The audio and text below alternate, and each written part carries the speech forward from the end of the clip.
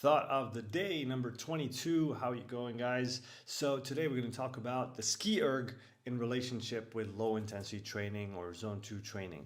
So started to play around on the SkiErg just a couple weeks ago, and I've been looking at doing a couple lactate tests or just taking some lactate samples throughout my sessions.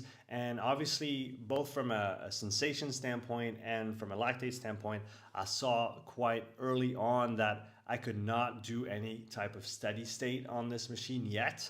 I still lack a lot of conditioning from the upper body standpoint.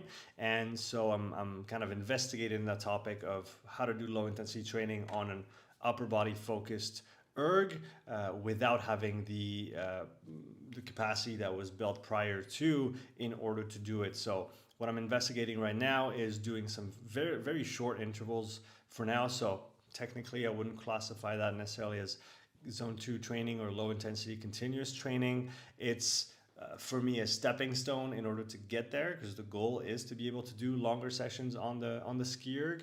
But at this point in time, unless I'm pulling at maybe 50 or 60 watts, I probably won't be able to do it continuously. And I feel like the SkiErg is one of those machines where you probably have an advantage keeping a good technique or a good focus on your technique while using the machine, simply because it is a quite technical movement. And if you don't do the movement properly over and over and over and over again, just like on the rower, then you're just going to degrade your technique.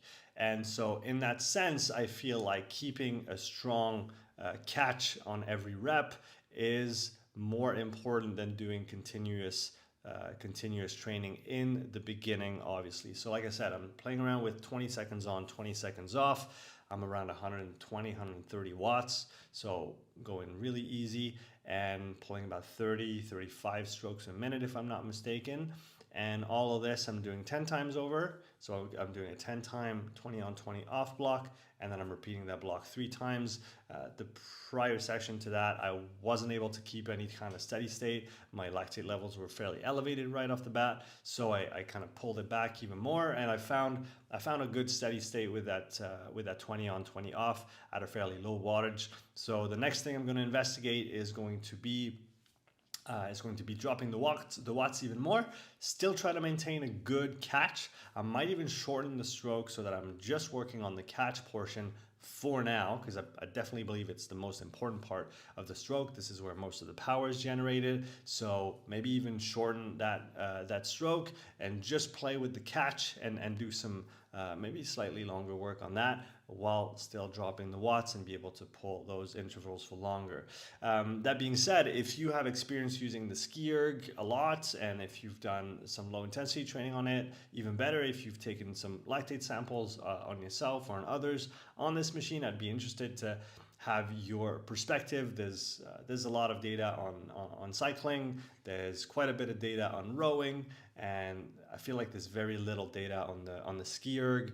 I don't have a lot of data on that for now, but I'm interested in learning more. So yeah, if you have any insights, if you have any tips to share, I'd be happy to read them below in the comments.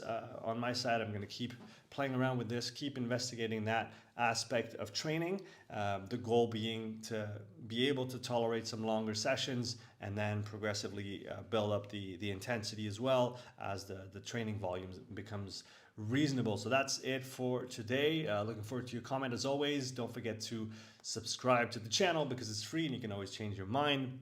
And on that note, I will see you in the next thought of the day. Take care.